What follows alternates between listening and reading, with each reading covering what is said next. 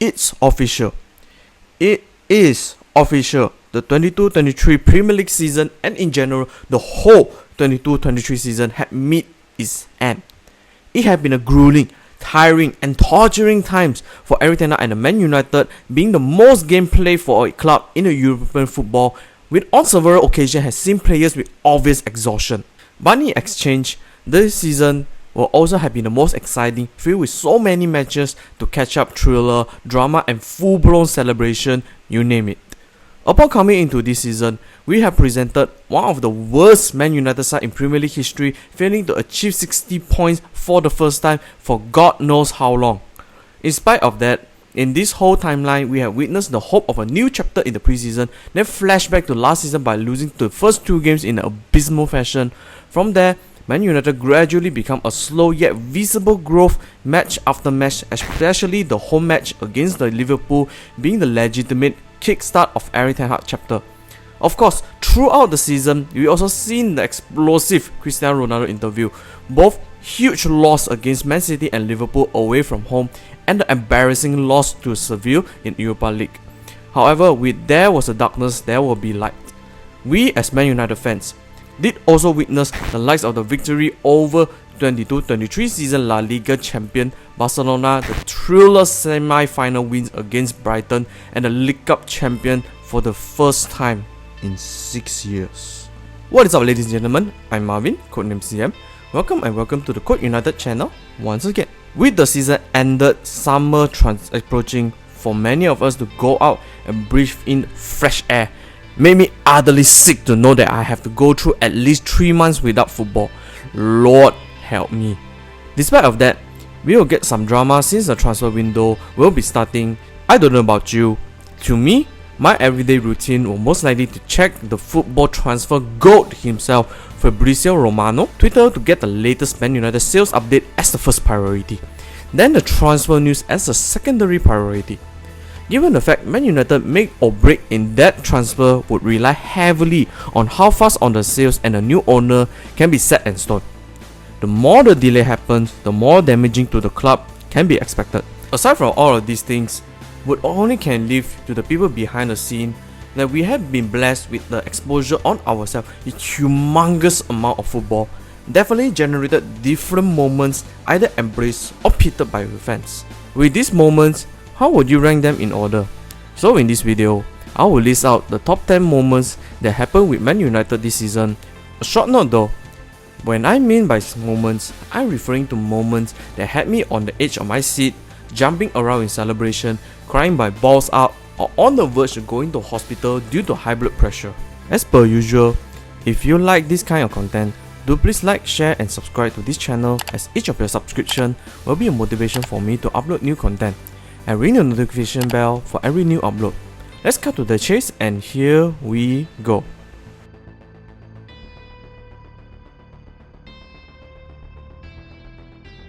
Number 10.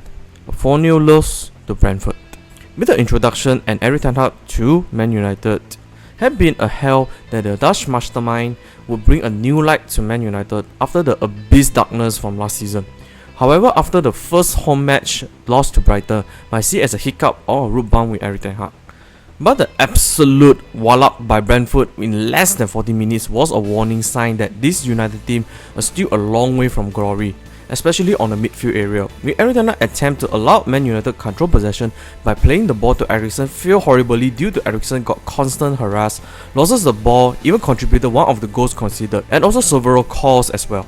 But the loss to Brentford did eventually causes an instant impact in the transfer market, bringing us to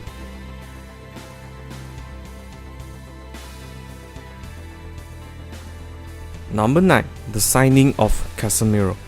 With years without a proper CDM, let alone a world-class CDM, held Man United so much in terms of both offense and the defense.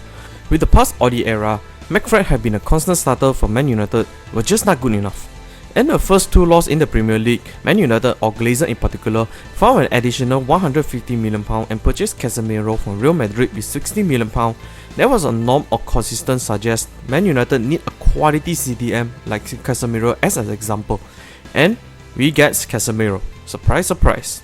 As mentioned on my previous video, that with the signing of a Casemiro combined with Erik ten Hag had been on par with how Arsene Wenger and Patrice Vieira, whereby a brilliant manager will definitely come together a world-class midfielder.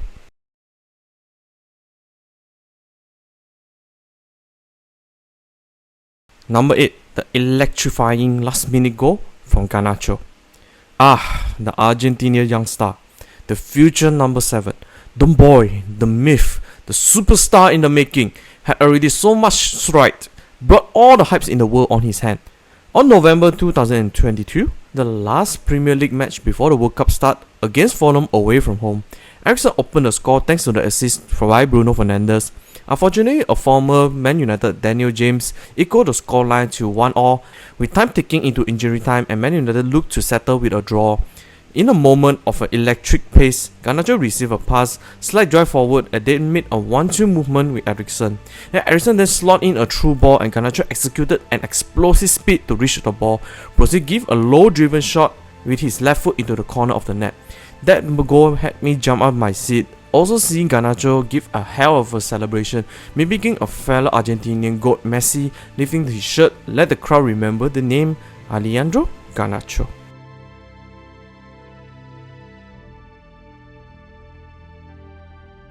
Number 7. Ronaldo drama, or particularly the Piers Morgan interview.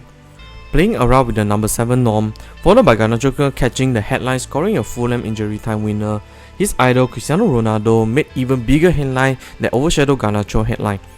During the start of the season, rumours already circulating suggest that the Portuguese GOAT had clashes with Erik ten Hag regarding the direction of the team going forward and did not really see eye to eye in their role.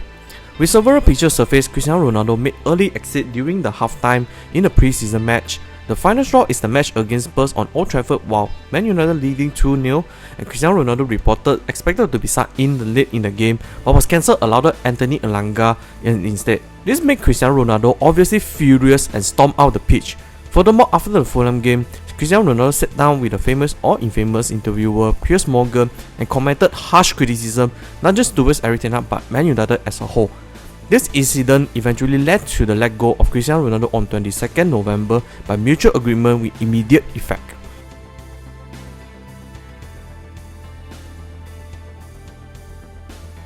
Number 6. Rashford's superb goal against Arsenal. A bit of a wild card choice here, but hear me out. During the match against Arsenal at Emirates Stadium, United were a massive underdog due to the fact their best player at that time, Casemiro, was suspended after collecting more than 5 yellow cards that resulted in an auto suspension for 1 game. As Scott McTominay was expected to replace, and we know the quality between them were ocean level wide. Going into the match, while expected, Arsenal was in control of the match and looked threatening wave after wave. But in the 70th minute, the man on fire at that time, Rashford, received a short pass from Bruno, nutmeg Thomas Partey so hard Partey was sent back to Madrid. Then with no hesitation, Rashford head down, fire a 25-yard worthy beating Aaron Ramsdale for the lead. That real combination of technique, power and surprise for the red-hot Rashford. Although Man United did not secure the victory after Rashford's unbelievable goal, losing 3-2, Rashford's goal will be a memorable moment and take the 6th place.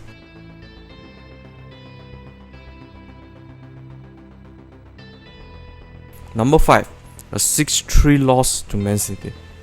This season, Manchester derby have finally felt a derby to be watched because the excitement surrounding how will Man United fare with the mighty Man City in terms of tactics and how Man United faced off Erling Haaland, whom was scoring goals for fun. Before the match, the battle between Lisandro Martinez and Erling Haaland had been fiercely debated as Martinez during the Ajax time had successfully shut down Haaland in Dortmund. Nonetheless, coming into this match with just 8 minutes past, Man City broke the deadlock without really breaking a sweat. Then after roughly half an hour, the main man Haaland scored twice, basically sealed the loss for Man United. Ignoring talking about the moment, the whole match in general gave a huge shock that how far behind between Man United and Man City.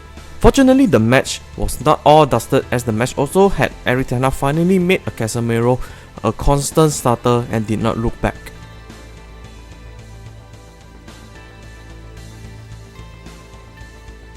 Number 4, 7-up, Liverpool. Yup, the match. You made the list, Liverpool fans. 7-0. 7 freaking 0. Man United lost 7-0 to Liverpool was a match not just memorable for me but all you Liverpool fans that like to use this to mock us time to time. Yeah, we lost 7-0. I wish team end up in the Champions League, you guess. Going sidetrack. In that match, first half was an even match and Gakpo did score a brilliant goal just before the halftime. And even going down 1-0, I was quite confident we will bring a fight at the second half, and boy how wrong was that. In the second half was a definition an absolute disgrace, losing 6-0 in the second half alone. Man United was completely out of place, both defensively and offensively. The match was so bad I literally cried at 5-0 and never felt the chant made it 6 so hurtful. This match probably the only match I became so toxic and made a video making a small rant regarding Bruno issue. With that being said, all rants aside, Man United losing 7-0 is a reality, no doubt, and will forever be mocked on that.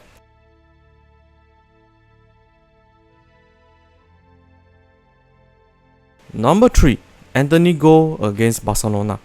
Before we talk about that moment, we start off with Anthony, whom during the start of the season was one of the players that Erik ten Hag really liked to bring in order to solve Man United's lack of left-footed right winger as the previous player Mason Greenwood having off-pitch issue. Anthony eventually made his arrival to Man United but under a hefty £86 million price tag. Under such high price tag, Anthony's ethics on the pitch had been heavily reviewed. Although Anthony did make an impressive impact by scoring 3 consecutive Premier League matches, but after that Anthony seen a long string of unsuccessful performances. While playing against Barcelona in the Europa League playoff stage, the first leg was a thriller 2-2 draw. In the second leg at home, Man United had high hopes and the momentum to secure the victory, with Lewandowski's first half penalty after the soft foul on Bruno. Fred proceeded to tie up, and Man United remained proactive to seek for the second goal. In the 73rd minute, Anthony, a day before his birthday, under a block from both Garnacho and Fred, the ball landed in front of Anthony, and Anthony with a smooth half volley, left shot slotted in the bottom corner of the net, beating Ter Stegen. The goal had Man United fans in Old Trafford in the uproar of celebration, and that goal from Anthony may be worth 80 million itself. This joke kinda getting old.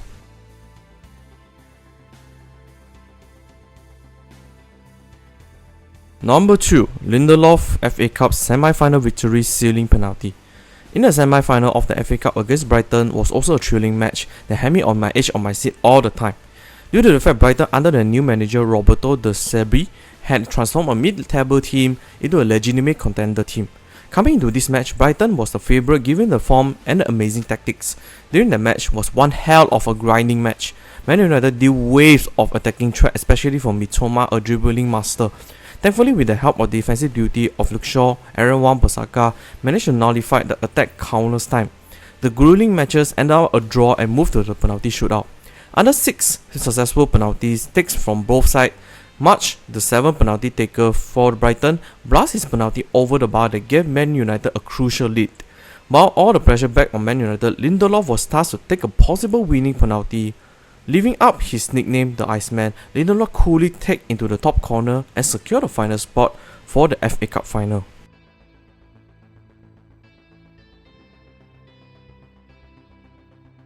Number 1. Carabao Cup winner. No question should be asked that after 6 years without any glory for Man United, Erik ten Hag and his squad arrived to Wembley with one task in mind: winning the Carabao Cup at all costs against a strong Newcastle side.